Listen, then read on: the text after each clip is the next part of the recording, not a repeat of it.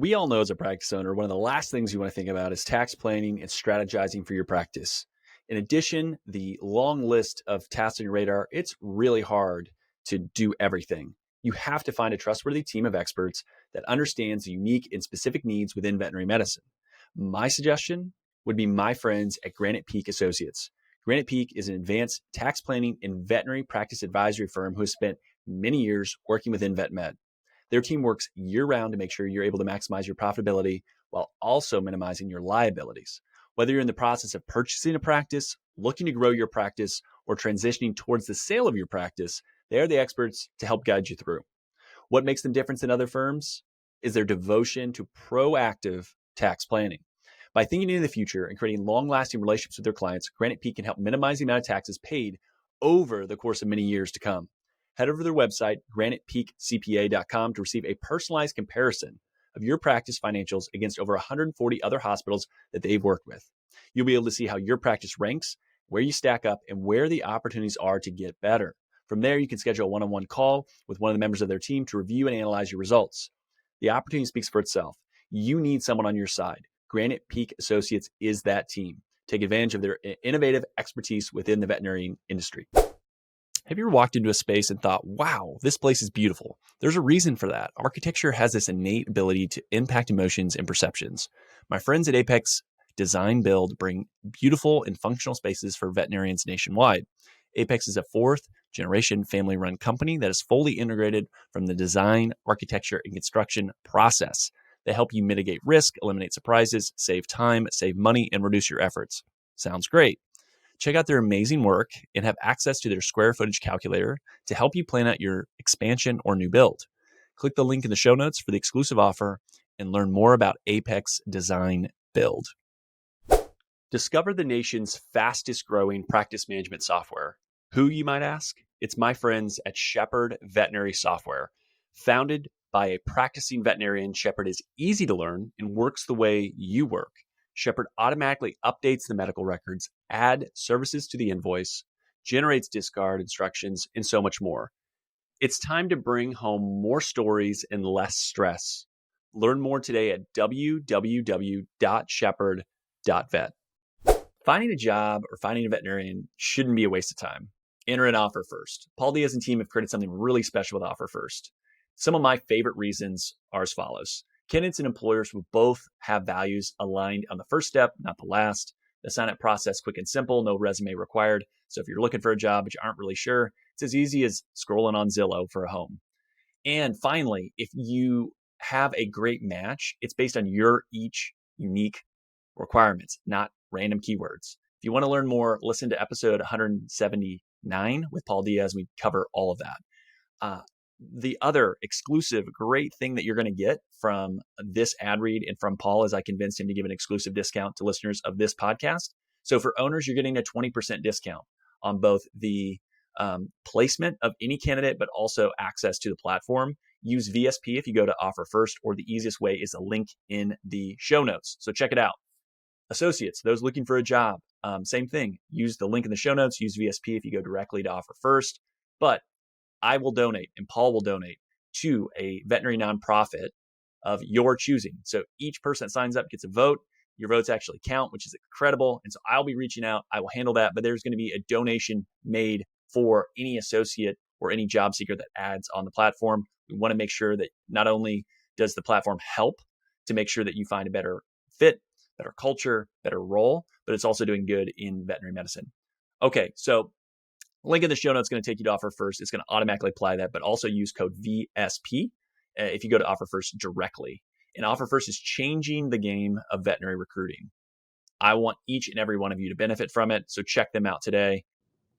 All right, welcome back. Excited for today's conversation. Going to get back into some personal finance, kind of investing, and just kind of back into conversations that I used to have quite a bit that I maybe haven't chatted on this podcast as much, but I think everyone either is interested in it or is looking into it or thinking about it over time, and it does impact you. And so that's why I really wanted to dive in, chat through things. And what I'm going to highly encourage is that you head over to YouTube and watch this, because I'm going to share my screen a lot and kind of walk through different sites, different things, because I do think it's important.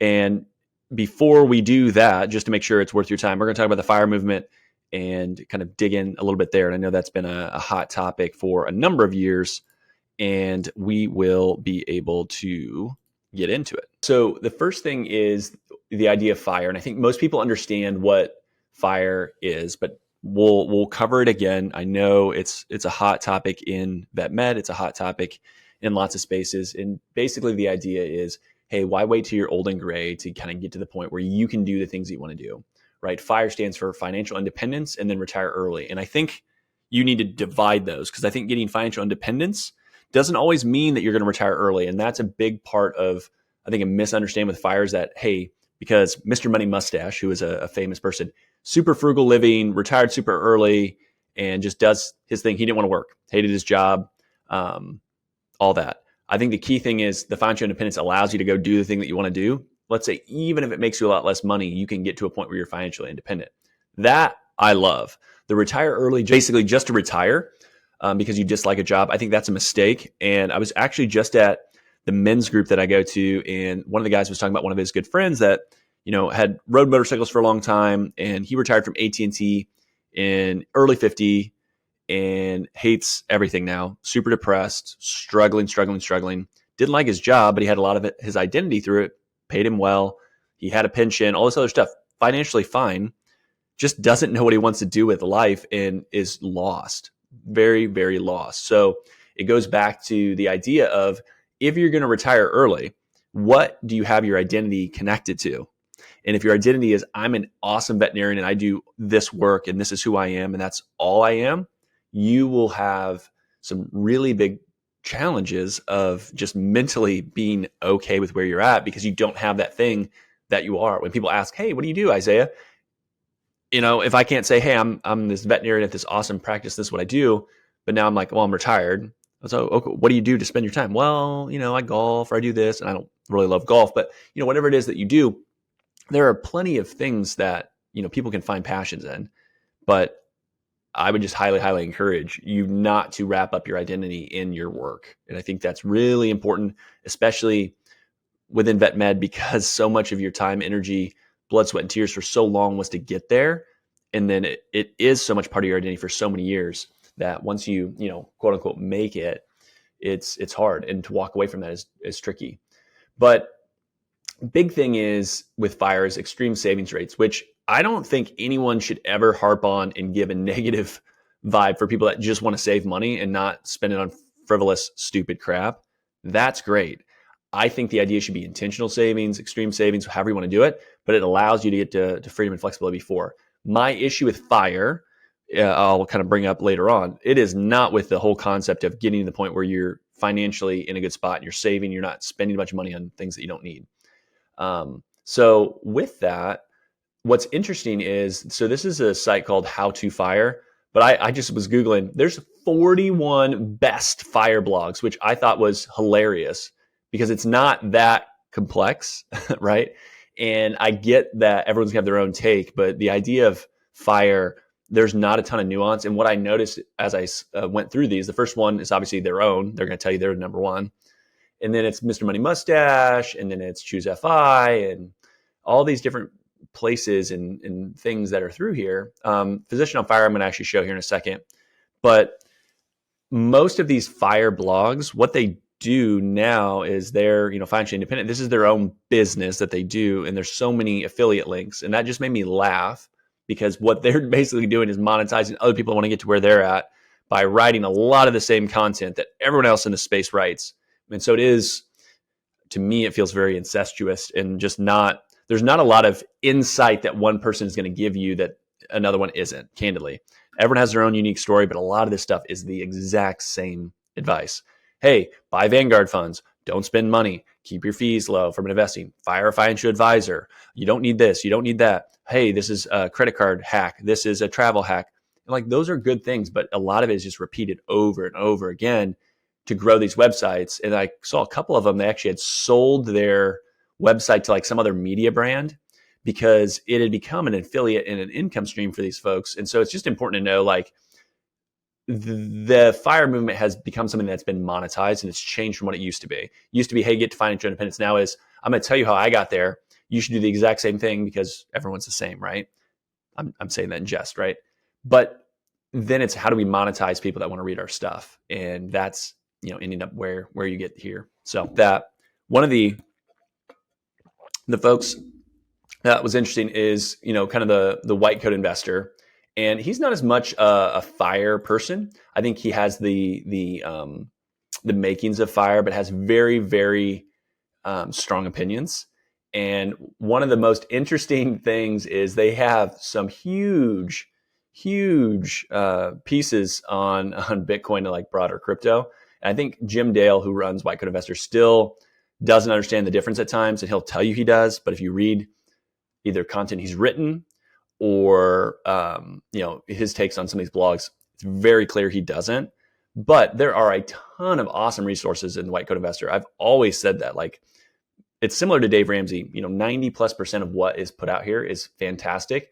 But again, the same thing, like, he has monetized this to a T on recommended financial advisors. And I know how much those cost, or at least what they used to cost to get recommended and go through the process. There's a lot of affiliate links, all these different things, courses. That is how folks have monetized it. And again, the information is great. You are just being monetized as you go through. Physician on Fire, I think, is a good one because it does come from, human health, but it is something that comes back to, understanding student loans, understanding the life of a doctor and some of the different things. What I thought was really cool, and I wanted to show and point out, is they have this Calculate My Fire and Advanced Fire calculator. Really helpful. I think it's cool. But this is an issue that I have, is when you think about FIRE, what they will tell you is if I want to spend, let's say, $15,000 a month, and I've already saved $20,000 or $200,000, and I calculate my FIRE, it's telling me, hey, you need $4.5 million because it's a 4% annual withdrawal rate. That 4% number, there's been studies and research done on that. It is not a hard and fast rule, but it is taken in the FIRE community as like, hey, that will always hold true because, hey, it was run, and if you were owning stocks and bonds and you did this through even the Great Depression, it would work. And there's just so many assumptions that, the past is going to be what happens in the future, which I don't necessarily think holds true. And there's a lot of things that have changed. And I struggle with saying like, hey, it's always 4%. Now, there are folks that will talk about in FIRE, like, hey, these guardrails, or each year you can take a percentage. And there's bands like, hey, you can take out more this year because your performance was good or less. And I think that's a more appropriate way to attack it. But just remember, like, simplistic rules of thumb are simplistic and they're not perfect. This is an easy way to get a number, though. And it probably is going to scare you to death to see the number. And it's like, okay, I need to save $4.5 million more to reach your FIRE goal. That seems really hard and really unobtainable. And I think part of that is the way that the FIRE community tells folks to save and or invest in some of the information. And so if you read any of these, they will always have an investing portion. So investing, if I go here into the White Coat Investor, there's always going to be an investing, piece of the forum. If I go back to the FIRE blog here, the invest, there's always going to be, investing stuff, right? It all boils down to three critical factors. What do you make? What do you save? And how are you investing? And what assumptions do you have? So another one of the bigger FIRE blogs is Financial Samurai. And I thought this was an interesting one that was written fairly recently, is how I invest $250,000 in today's market. And it's interesting because I think the advice actually is very bad and not great. And it's based on how he would invest it. But again, you're going to have people read this and they're going to take it as something that they should do. And I think it's a very different approach.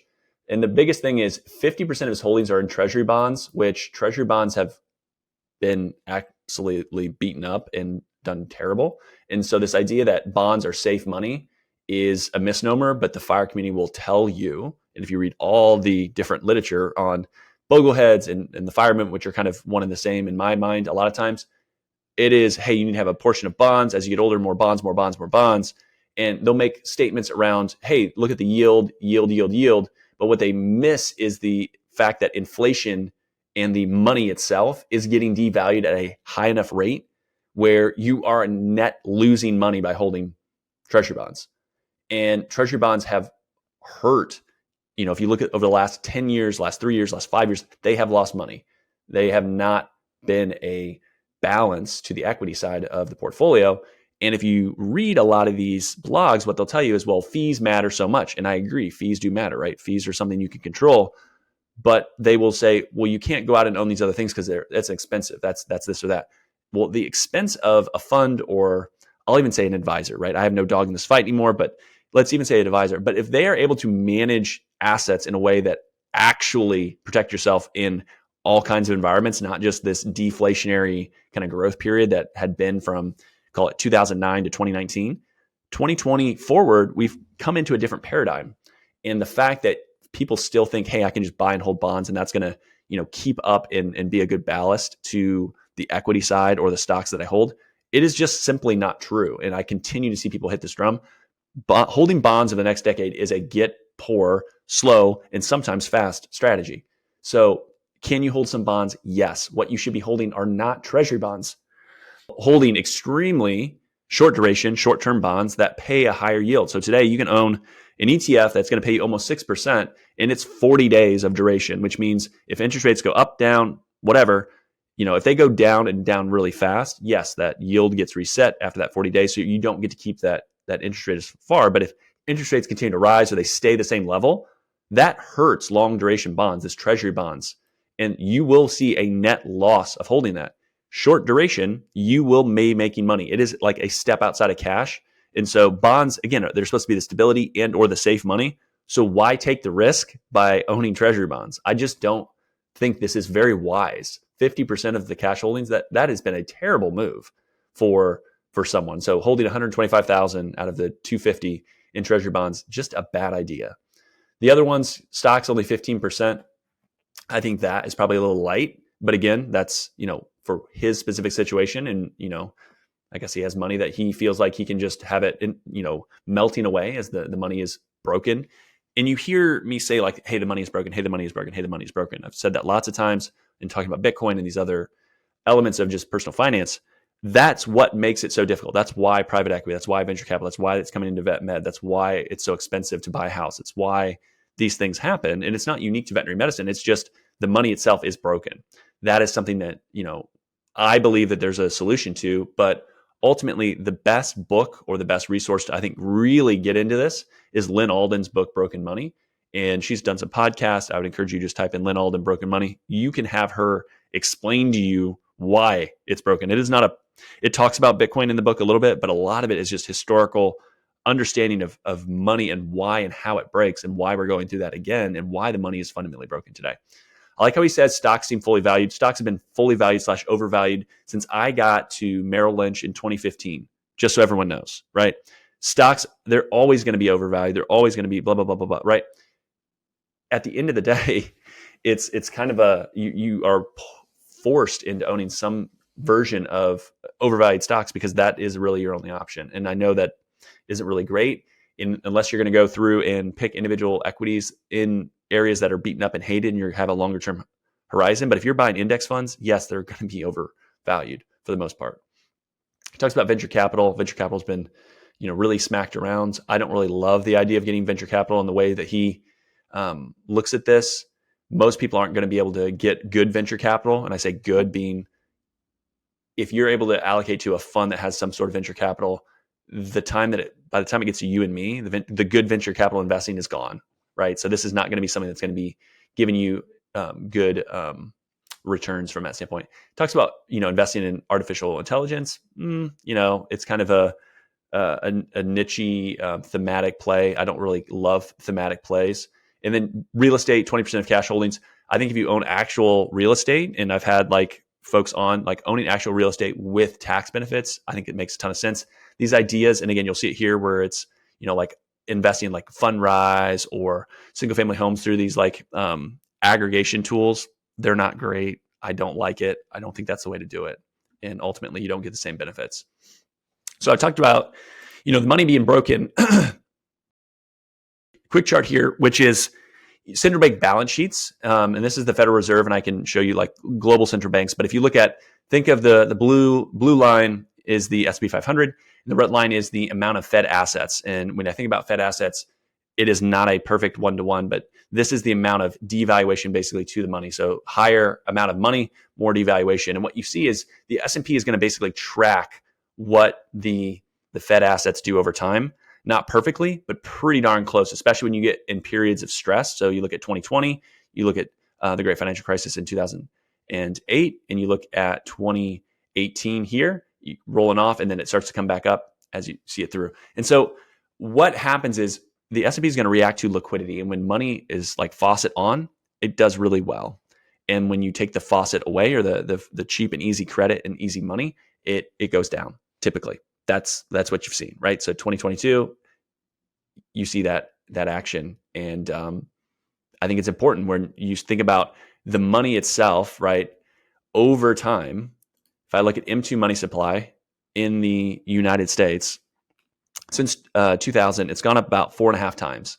And so the question is, have your investments, has your income gone up 4.5 times since then? And for some folks like myself, I wasn't actively working in 2000, right? I graduated and came into the workforce in 2012 and was working obviously a little bit before that while in college. But yeah, like, are you keeping up with just the amount of new money coming into the marketplace? Because that is what is competing for your, goods and services that you want, right? That's the things that you want. The reason they're getting more expensive is because there's more money sloshing around and chasing it. And it is devaluing the money that you've saved in your bank account. And you're asking, why can I not save up for this thing? That's why, because everyone is looking for a store of value or a way to protect purchasing power into the future. And so this all kind of got kicked off with this FIRE movement, right? And so it does connect, because the FIRE movement is saying, hey, 4% of your assets, and you need to own a simplistic allocation of stocks and bonds. And Trey Sellers put out this piece, and he's a Bitcoiner, and it says, Bitcoin can shorten your path to FIRE. I completely agree. I've seen it personally. FIRE practitioners usually use a 4% withdrawal rate for their financial independence number. And that means basically you need $1 million for every $40K that you want annual expenses. It assumes a 9% average nominal return in the stock market. And he says Bitcoin will grow in a much faster way than the stock market, given its asymmetric potential. Understand, completely agree. He says, assuming a conservative 20% annualized return, Bitcoin's done significantly more than that historically and even recently. And I think 20% actually is very conservative from that standpoint. But if you just use a 20% annualized return, that pulls forward so much of that financial independence. And so what Bitcoin can do is it actually can allow you to get to that financial independence so much sooner, which is why I harp on it and encourage people to own some. And it's not a all or nothing. It can be a portion of. And I think that's what is really sad when I go back to, like the white coat investor who has a lot of followers, has a lot of people that, hook, line, and sinker believe everything he says. And again, great information for the vast majority of what he provides. Terrible Bitcoin takes, just does not get it. Part of it is he has made money in a way and been very successful. So why change it? Because he's not needed that. What I'm saying is today, some of the rules and the way that people have made money historically, depending on where you're at today, will not be the same things that make money into the future. And some will, but Bitcoin is one of those tools that says, hey, this is one of those things that allows you to really take a step forward and make a difference. And so you even have some people underneath, and this Stephen Bonebreak, who I have no idea who he is. He's like, hey, I was a student and practitioner of FIRE, eventually learned about Bitcoin, hit my FIRE number 15 years sooner than I anticipated with traditional financial investments. And that is really cool. And that is what I look at Bitcoin being freedom money, is because it allows you to do that. And the reason that I feel confident in saying that is, if I go back to the expansion of the money supply, what Bitcoin is it soaks up that excess liquidity because it is a finite, scarce asset. And it allows, when you create more money, and especially like in 2020, 2021, when a lot of money was created, it will react to that and protect you and be over and above what the devaluation of the money is. And so if we look at the 3-fund portfolio, and if you go to the Boglehead site, it's basically going to tell you you should own the Vanguard Stock Market Fund, International Stock Market Fund, and Bond Market Fund. Well, if we just do a quick analysis of VTI, BND, VX, US, and do basically a 60-40 portfolio, right? Since April 2015, that's given you something around a 7-ish% return. Well, if you added a 2.5% allocation to Bitcoin, again, and that's going back to that date. Yes, you can cherry pick dates. You can pick dates that you want better. This was one that I felt like wasn't starting so early when Bitcoin would just blow it out of the water, but also gives you a lot of data. And you rebalance annually. You're not just buying it and holding it forever. but you almost double your return at a 2.5% allocation to Bitcoin, which is not taking a lot from your traditional assets. And what that does is it's not adding a lot more risk. The risk is basically the same. But what you get is, when you think about Sharpe ratio, which is a jargony term for each unit of additional risk, I need to get return for it. And so higher number is better. And you go from 0.46 to 0.7. A 5% allocation goes to 0.8. 10% goes to almost 1. Bitcoin itself is 1.22, which is significantly better than the stock market. If you look at the bond market here over this time frame, again, like I said, losing money slowly, it's giving you about a 1% return. That is way, way, way under inflation, right? Way under inflation. So you have lost money. This is the boat anchor to your portfolio. And so if I'm under the age of 40, I have to ask, why in God's green earth would I ever want to own bonds? It is just a spot that's going to suck it away from you, and it adds additional risk. So what I want to try to get through is the idea of FIRE, I think, is a really good idea. I love the idea of saying, I'm going to be conscious about how I spend. I want to have an above average savings rate, because we know Americans don't save great, and lots of people don't save great. If you are only able to save a certain amount and it's a struggle because costs are going up, some of that savings should be pointed towards Bitcoin, because what it does is it unlocks things quicker. And before you just say, hey, Isaiah, there's no mathematical, calculations or these different things. And again, I like these kind of, I even like the advanced FIRE calculator that Physician on FIRE provides. You can do a lot of extra stuff in there, which is pretty cool. But and it's funny because, the Bitcoin ecosystem, they're going to do different things, but it says when moon, basically, hey, when I have Bitcoin, when can I retire? And this is a notebook, and this is a calculator that someone created. Is it perfect? No. Am I going to say, hey, this is, gospel, and that whatever you put in here, it's going to happen? But what it says is, how much Bitcoin do you own? How much is your desired income in dollars? What is the annual USD supply increase, which is the inflation? He runs it at 12%, and he has all the data as to show you why. And then there is some modeling on basically the depreciation or the debasement of the currency. And so over the different look back periods, you can see what the devaluation, and this is M2, right? So as I showed up here, M2, he looks at it, and this is, again, a 12% over 4 years, 12% over 5. And a part of that is because of 2020 and 2021. And if you go over 12, it's 8. So it's a little bit less. But that is really important to understand how much just the growth of the S&P is based on just what the devaluation of the dollar, which is kind of what I'm trying to show here. Part of why the S&P goes up is because the dollar loses value. That's it. And people will say, well, these stocks are accruing value and they're creating, these products, and I'm just in the economic engine by owning the stock market. And that is true. But if you go under the hood, most of the companies in the S&P or in these index funds don't make money, are not making money, are not profitable, don't do stuff. And the top 5 to 10 companies drive all the performance anyways. Those are the things that drive it. So you're really owning 500 things to really get the 10 that work. And that's part of the claim is I don't know which 10 it is. And I'm not claiming that I have this magic crystal ball that's going to tell you the right 10, but just know that most of what you own is not a great asset. And most of them lose money. Longboard Investment Management showed in a study like 2/3 of stocks never make more than like cash returns. Like they don't do well. It's a risky thing to run a business and have a profitable business that is a publicly traded equity. And so this is a great tool that has a ton of data. And again, I go to things like this where you can actually get into the math and the equations, or I can go here and say, well, it's 4%, right? And again, I look at Bitcoin as a great tool to allow FIRE to work better. And I go back to Trey's thoughts, and it pulls the financial independence part of what you're shooting for forward. And that's pretty special. And I don't think, whether you like Bitcoin or not, think of it as a tool to help you get to the point where you can live life on your terms. And you can own Bitcoin in a lot of different ways. And I'm going to link in the show notes, right? I work at Swan. I think Swan is an awesome place to own Bitcoin. We do a great job with education. It's going to be something that I will continue to harp on, because, Bitcoin today is about $64,000. If Bitcoin tomorrow was $200,000, this does not change what I'm encouraging people to look at. Bitcoin is not a trade of I'm going to make some money over a couple years. This is something that if you consistently save it and you're a long-term investor, just like with VTI or something else, be a long-term investor, and it will help you get to the point where you can see your financial independence number come a lot closer. And you can do it the hard way, or you can use better tools.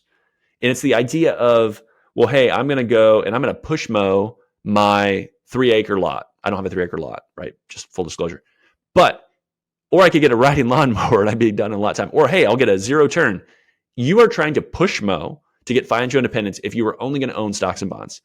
You are going to get a lot of help, get some extra hands, and maybe a riding lawnmower if you own Bitcoin, right? That is the easiest way for me to explain this and show you. It's just a better tool. And so you can try to do things the old way and keep thinking like, man, I'm never going to be able to retire, or this is going to take a long time. Or just own some Bitcoin. It's super easy. You can own Bitcoin in retirement accounts. You can own it in non-retirement accounts. It is not difficult to get started. And right now with Swan, if you go and buy Bitcoin, the first $10,000 that you buy is at no fee. You can onboard in less than 5 minutes. It is extremely easy to buy Bitcoin. And I would just highly encourage people to, if you haven't looked at it, look at it. If you want resources, reach out to me, Isaiah at veterinariansuccesspodcast.com or Isaiah at Swan Bitcoin. I will send you tons of good research. Welcome to Bitcoin is a great tool that Swan put out as well. There is lots and lots and lots of data. And so if you're going to spend the time to read 41 F.I.R.E blogs that basically repeat and regurgitate the same thing, replace one of them and go learn about Bitcoin. And so that's my encouragement today is, it's not a massive change. I think a 5 to 10% allocation to Bitcoin can move that financial independence number a lot closer to today and hopefully give you and your family freedom and flexibility. And I think ultimately that's the goal and the dream. So with that, excited about some of the guests that are coming up. We have some good things, some big announcements coming, and appreciate you all for tuning in.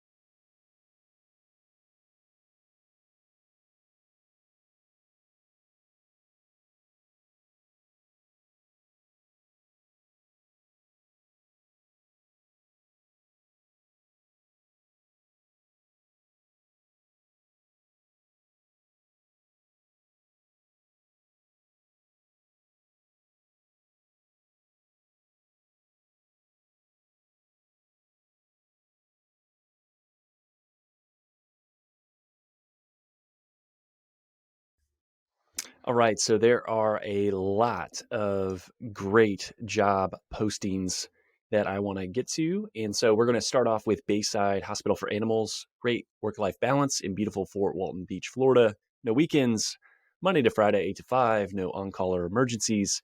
It's an appointment only here. Currently a 2.5 doctor practice, new owner in 2021, bringing some fresh life into the hospital. The new owner had been there for 6 years prior working, so definitely understands the team, the processes, and the community. Lots of investment in people and new equipment. ProSal is the pay structure. Far too many benefits for me to list. Email BaysideVet251 at Yahoo or call 850-864-1857. Join a thriving, growing small animal practice in Vermont on the Quebec border. Full-time ideal, part-time is considered. The idea is to start with yes with the team, patients and clients, and outdoorsmen or outdoor woman's paradise while being able to practice high-quality medicine. Compensation is write your own structure within production capabilities. Literally, it is the owner wants to find the right person and is happy to negotiate, chat through, and find the right fit. If you want autonomy and a boss that enjoys teaching, reach out to Newport Veterinary Hospital. You can email newportveterinaryhospital@gmail.com. North Central Indiana, looking for an oasis in the chaos. Who isn't, right? Come join the amazing team at Fulton County Veterinary Clinic. They strive to foster a fun, fast-paced work environment while providing quality patient care. They utilize the support staff efficiently so that the doctor is available to practice medicine and do what you're trained to do in less time and paperwork, which is great. Lots of investment in new equipment and technology to support you, full-time or part-time available. Small animal and exotics are both seen there, so no ER, no on-call, no weekends, competitive salary with sign-on bonus offered, and far too many benefits to list. Go to Fulton County Veterinary Clinic. So type that in and you'll find the job posting there. Last but not least, join Watertown Animal Hospital. Personable small animal veterinarian wanted for well-established current 5-doctor mixed animal practice in northern New York, which is an outdoors person's paradise. Again, 2 of those. So if you like the outdoors, you can look at Vermont or New York. They have plenty of support staff with 6 CSRs, 6 licensed technicians, 4 animal caretakers, 2 technical assistants, a hospital assistant, a practice manager, and a bookkeeper. Focuses on mentorship and investment on the people and the technology. That's been a strategic initiative by the leadership team. No on-call, 24-hour ER less than an hour away. Salary based on experience, but no less than $95,000. Can be straight salary, pro sal considered. Want to discuss that with the right person. Tons of benefits. Again, too much to list. Please reach out to watertownpetcare.com for that option as well. So again, if you find a role or a job or talk to anyone and it helps you in any way, I would love to hear that feedback. So please reach out. Let me know what you're able to do. And I will continue to post these. So if you are an owner, reach out to me, let me know. And we'll go from there. And until I hit a capacity of I can't keep recording these, I want to let people know who are high quality owners around the country looking for great help. So with that, we'll talk soon.